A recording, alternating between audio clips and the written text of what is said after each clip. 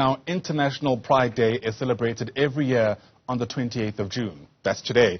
It marks the anniversary of the 1969 Stonewall riots over the treatment of queer people by the New York City police. More than 50 years down the line, at least since this historic moment, there are still concerns that many countries criminalize same-sex relations, especially in Africa. Just last month, Uganda passed the so-called anti-gay bill. Kenya and Tanzania are among some of the countries that are set to follow. So let's discuss today what it means for gay rights on the continent. Bring in our guest, human rights activist from Truth LGBTQ. That's Stephen Kabuye, joins us from Nairobi today. Also having us on this discussion is Matuba Mahlatjie, who speaks for Outright International. To both our guests, it's lovely to have you on the program. Thanks so much indeed for making time. Matuba, I wonder if I can begin with you. I suppose part of the questions to ponder on a day like this is very simply what it means to be gay. And sadly, we find that the answer differs depending where you are in the world. Yes, and thank you so much and good morning. Thank you so much for this opportunity. I mean, this year's Pride and the release of our Pride Around the World report, coincide with an onslaught of attacks on visible LGBTIQ organizing from anti-rights and anti-gender movements. And that often wants to restrict queer people's rights to freedom of association, assembly, and expression in the name of protecting family values, or sometimes children are even used as an excuse to compromise our rights as the LGBTQ community. And we see attacks on Pride attacking, because it's Pride Month and there are Pride events happening around the world, and we see these attacks on the Pride taking place even in localities where the tradition of Pride is well established. You actually mentioned those riots in New York many years ago, but then, and a good example now actually of where Pride is not doing so well is in the United States, in the state of Florida, where the city officials have cancelled the Pride Parade in 2023. How ridiculous is that? And they've restricted even other Pride events around the state. And just this week in Turkey, police arrested at least 50 people taking part in Pride events. And Turkish police are known for this kind of behavior, And it's an ongoing thing, and it trickles down to Africa, where we have evangelists who are masquerading as politicians and who have U.S.-sponsored laws that we've seen, especially in Uganda, and it's now spreading. There's a wave of homophobia that's now spreading throughout Africa. Absolutely, yeah. Stephen, we were speaking with some of my colleagues in the newsroom that it feels like there has been a lack of progress when it comes to, conversations around queer lives and the community itself. But not only that, it feels like we've regressed, quite frankly, that we might be in a worse situation than we were perhaps even 10 years ago. Yeah, that thing is very dangerous, and the anti-gay movement is a leg in front of us according to that, because actually they've done a lot of work into misinforming about the LGBTQ plus people in Africa. We were seeing now evangelists every Sunday teaching about how dangerous is homosexuality, especially when it comes to countries like Uganda or Tanzania. We've seen politicians every time they get a chance to speak, they talk about how dangerous the LGBTQ plus are to the community, to the children and everyone around. We can see that in even the president of Uganda's speeches, every time he gets a chance to get a microphone, even if he's talking about the national budget, he has to talk about how dangerous the homosexuality is to the country, and how he's going to fight, how he's going to put in a grip in fighting to fight against it. So I think we are foot behind in really progressing, in really educating people on what it is to be LGBTQ, on really how it is to embrace diversity and inclusivity of the LGBTQ plus. Absolutely. In Africa. Yeah. Whether it's a debate with someone who's right-leaning or any other religious person, Matuba, I find sometimes we speak past each other. People who are against gay rights will often cite their own values, perhaps even the Bible or any other religious documents, and people who are against completely dismiss that as something that they don't subscribe to. I wonder whether there is room for a re-strategizing of how those conversations can happen. Is it worth doing what Esiya Kumalo, for instance, once did in his book. I think it's called You Must Be Gay to Know God. I think that's the title, somewhere around there. Where yes, what he does, yes. yeah, I'm sure it's on your shelf there.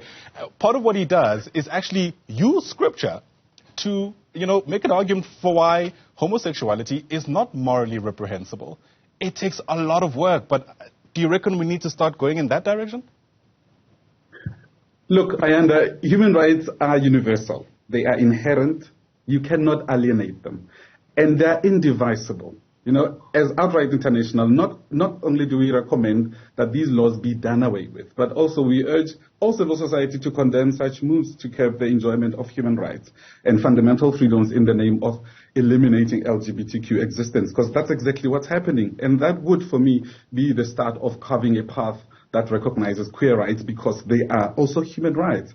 At the end of the day, it is not only queer people, but also the general public in countries passing repressive laws will see their rights taken away through provision of provisions that actually regulate what opinions they can express, what human rights causes they can support, and allies and creatives will find themselves in conflict with these laws. So I don't know if there'll always be time for dialogue, but it has to be dialogue that leads to change. And we've also realized now, that the quiet diplomacy doesn't work anymore. And fortunately for us as Outright International, we've got this proximity to the United Nations where we give activists around the world also proximity to diplomats and people who are influential so that they can influence the countries that actually pass these laws.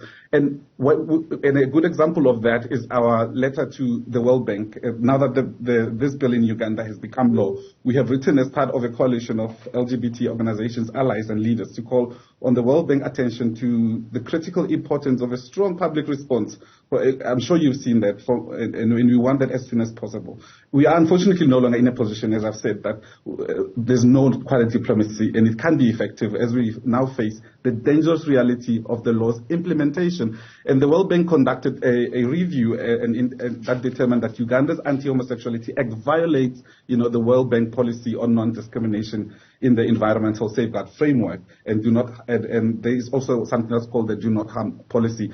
Now, this warrants action to significantly change the World Bank's financial relationship with Uganda, Ayanda. We are really going strong in pushing back as we are being eliminated, because Uganda's law seeks to exterminate LGBTQ people, and that's what it does. And such actions should include a pause from the World Bank on payments on specific implicated loans, as well as the suspension of any future loans until Uganda's courts of law have ruled on the law's constitutionality. Yeah, it's quite the step. Stephen, in fact, you're among the people who are directly affected by this law in Uganda. In fact, I understand that's part of the reason why you left the country now in Nigeria, which ironically also has states that seem to have anti-homosexuality sentiment. I wonder what you reckon the strategy ought to be. Stay and fight on, or, try find shelter elsewhere for your own survival? We all love to stay and fight on, but it depends how. The law criminalizes me in many aspects. It criminalizes me for who I really am, for who I really decide to love. It gives me a life imprisonment for engaging in a same-sexual relationship. The law criminalizes me further when it comes to promotion, because I'm an LGBTQ plus rights activist, and I can't keep quiet when I see you.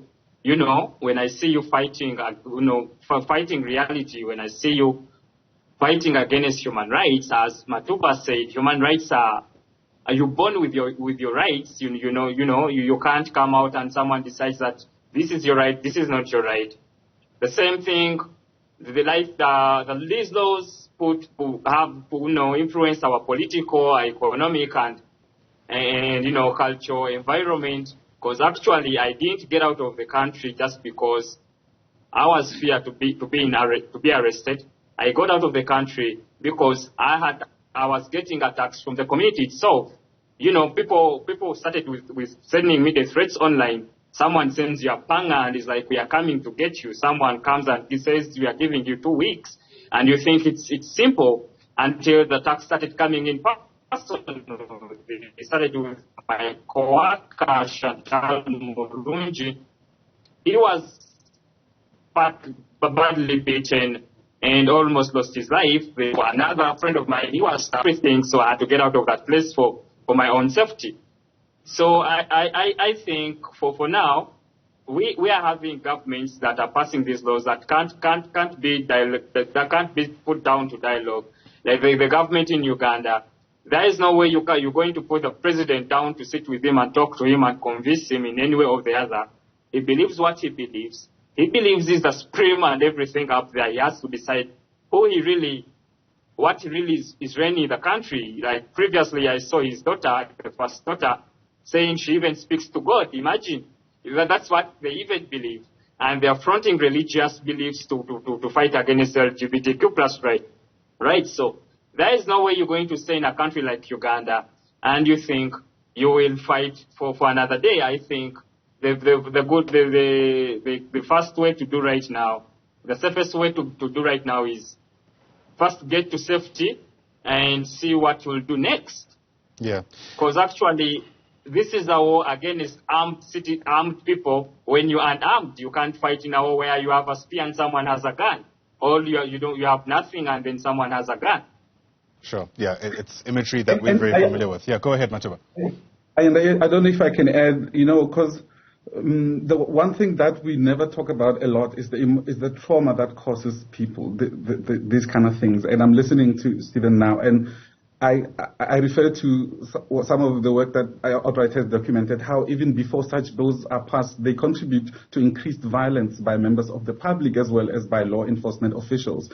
And these bills are deadly. And while legislating the elimination of queer people from public existence may not legally constitute genocide, we as Outright think this is genocidal thinking. Politicians who call for the execution, castration and banishment of queer people should be aware that they are actually advocating for crimes against humanity, and the implementation of these laws could be tantamount to gender persecution, and persecution on the basis of gender as part of widespread or systemic attack directed against any civilian population. So we're really calling on the international community and civil society around the world to really condemn such acts, because this is going to reduce the number of pride events that are held around the world, because in our report that we released this year, we are already seeing the reduction of pride events that are happening around the world, and we can allude this to the kind of violence that is directed to the queer community. Yeah, absolutely. I mean, it's sobering, I suppose, to sit and listen to some of your reflections in 2023 about essentially, in some ways through which we've gone back as opposed to moving forward. I'm hoping there'll be a whole lot more of a upbeat discussion about this, perhaps in the next year. Perhaps I'm being too optimistic, but for now, we're going to have to leave it there. Matuba Mahlatjie speaks for Outright International. Also joining us there is Stephen Kabuye, who is a human rights activist with Truth LGBTQ.